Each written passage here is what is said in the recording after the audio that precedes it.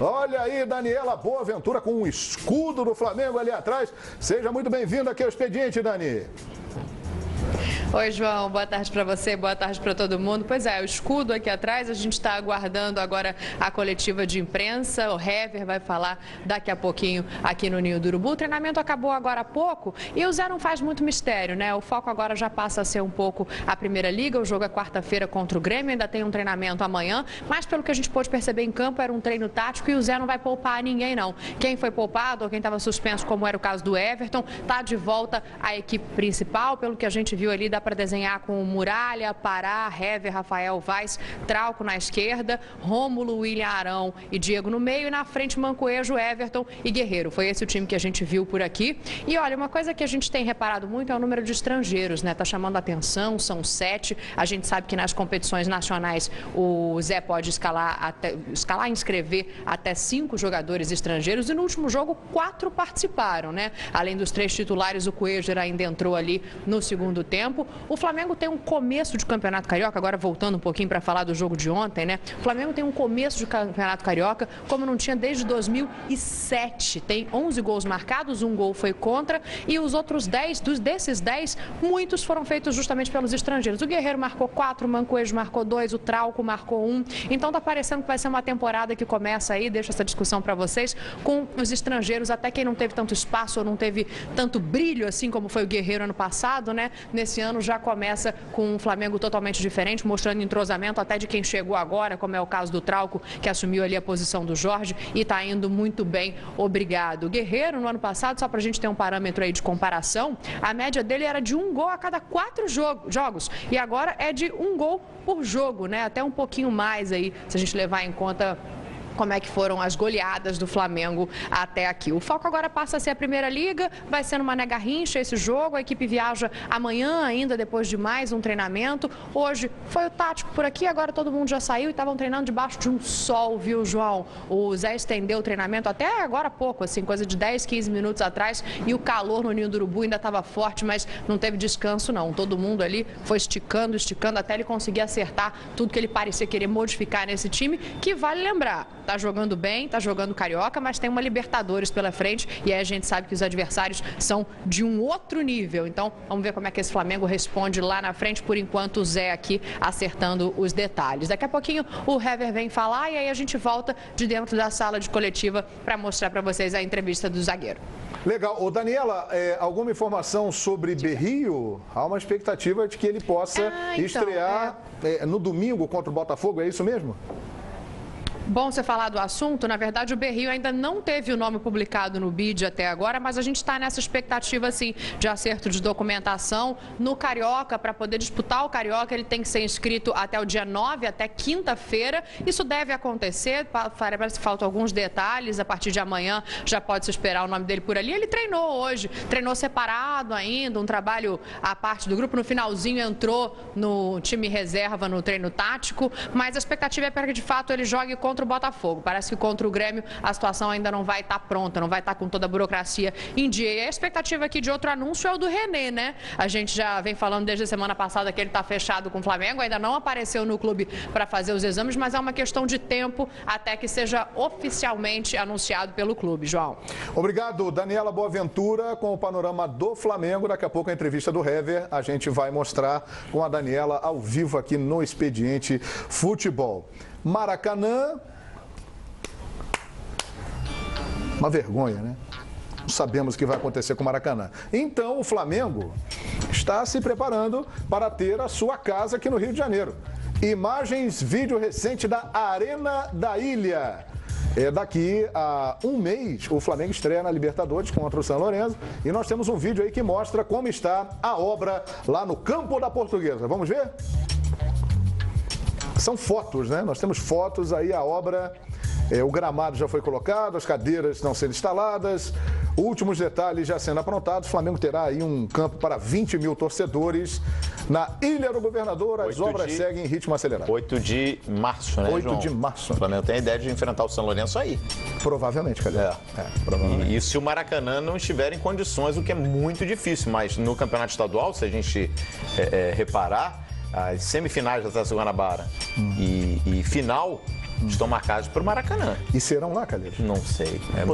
É muito difícil, né? Porque até agora parece que não houve acordo. Existe a pressão na concessionária. Na verdade, a FERJ fez uma consulta à concessionária sobre a possibilidade de realizar as semifinais do Maracanã. É a intenção da Federação de Futebol do Estado do Rio de Janeiro realizar as semifinais do Maracanã.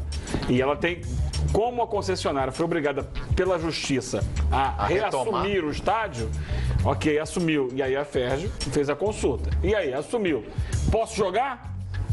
Essa questão que está no ar. Então, mas tem uma coisa que eu acho importante deixar claro aqui. Exatamente como você falou. Mas tem um detalhe que eu acho fundamental. Não é pedir licença para a concessionária. A concessionária está executando um serviço para o qual ela concorreu numa licitação, ganhou o direito de explorar o Maracanã e a obrigação de entregar o Maracanã ao povo, à população. Então, ela tem obrigação de colocar o Maracanã à disposição do futebol brasileiro ou dizer quando vai colocar. Porque parece que assim, concessionária, parece que eu estou visitando a casa do meu vizinho e se ele não estiver em casa, eu não tenho a chave, não posso entrar. Não, peraí. A casa é nossa. A casa é da população. A casa é nossa. O dono do Maracanã é o governo do estado do Rio, que deu uma concessão ao Maracanã S.A. para que ela cuide e explore. Perfeito, é exatamente isso. Só que a concessionária fica driblando. Por exemplo, está sem luz no Maracanã. Não sei se já religaram, mas até sexta-feira estava sem luz. Tem contas acumuladas. E aí, por quê? Absurdos. Contas dos meses de setembro e outubro. O que a concessionária diz? Não, essa conta não é minha, essa conta é da Rio 2016. Transfere para o CNPJ deles. Ou seja, joga a dívida para lá e abre a luz para mim aqui. Esse é um dos pretextos para concessionária. Aí você vai assim, ó. Questionar na justiça. Não posso acender a luz porque eu tenho uma dívida que não é minha, é dos outros. Os outros têm que pagar a luz e aí fica nesse jogo de empurra. E o gramado não está em boas condições. E depredaram o Maracanã. E levaram saquearam o Maracanã. Roubaram um monte de coisa lá de dentro. Culpa da concessionária, que não assumiu. Ela tem que repor tudo que tiraram de lá. Da concessionária e do governo do estado, que é o dono, no final das contas, não tem ninguém lá, pelo menos bota alguém lá para não deixar roubar. E ninguém fez nada. Claro, o governo do estado também tem. Também tem. O governo do estado agora tem que acionar o Maracanã S.A. para colocar de volta tudo que estava lá. Porque a obrigação é de quem tem. Tem obrigação, tem direito e dever. Voltando aqui para o campo e bola.